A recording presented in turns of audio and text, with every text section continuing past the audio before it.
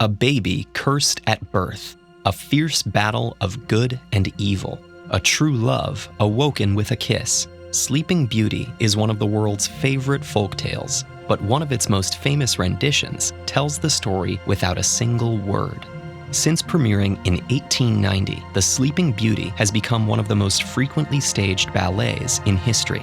So what makes this piece so beloved?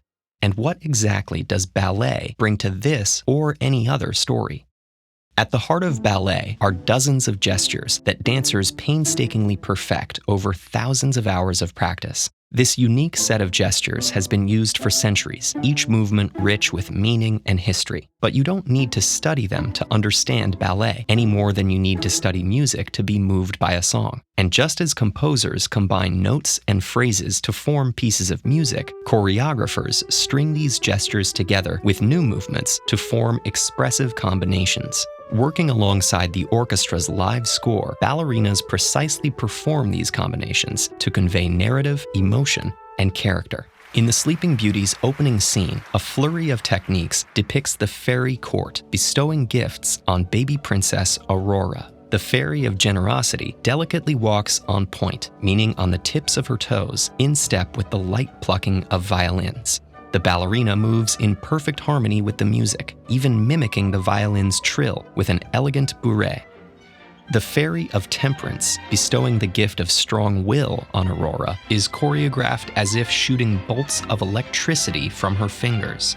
She bounds across the stage, spinning with quick chaînés before decisively jetéing. Some movements are even more literal than this. The evil fairy, Caraboss, curses the princess with a lethal X, and the benevolent Lilac Fairy counters that curse. Of course, the relationship between music and movement isn't always this straightforward. While classical ballet gestures often respond to musical elements, the degree to which the dancers and orchestra align is another choreographic tool. Some characters and scenes move in sync to create rhythmic clarity, while others deliberately diverge from the orchestra. Dancers and musicians maintain this delicate balance throughout each performance, engaging in a live negotiation of speed and rhythm. But prior to the performance, a ballet's most important relationship is between the choreographer and the music. Choreographer Marius Petipa and composer Pyotr Ilyich Tchaikovsky worked together on every second of The Sleeping Beauty. This is particularly noticeable in Princess Aurora's exuberant entrance on her 16th birthday. Tchaikovsky's enthusiastic music tumbles forward in fits and starts, even cutting short some musical phrases to capture her impatience. Petipa choreographs Aurora bouncing back and forth with pas de chat, French for cat steps, as she waits for her party to begin.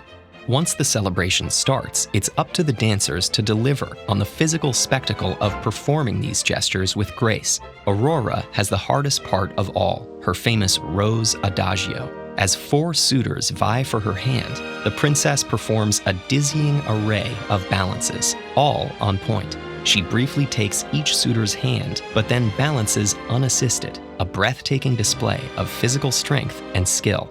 However, it's not just technique that carries meaning, but also style and personality.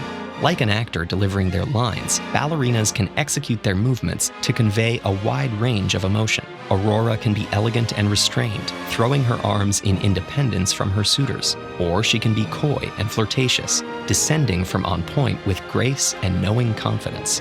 The Sleeping Beauty offers a showcase for so much of what ballet can do. Its graceful spectacle, dramatic physical vocabulary, and enchanting coordination of music and movement perfectly reflect the themes of this fantastical romance.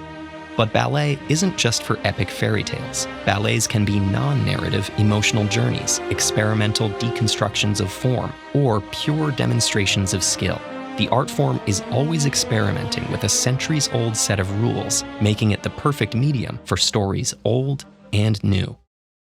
In the third act of Swan Lake, the black swan bobs up and down on one pointed foot and spins around and around and around 32 times. But how? Find out the physics behind this infamously difficult ballet move with this video, or trace the origins of ballet with this video.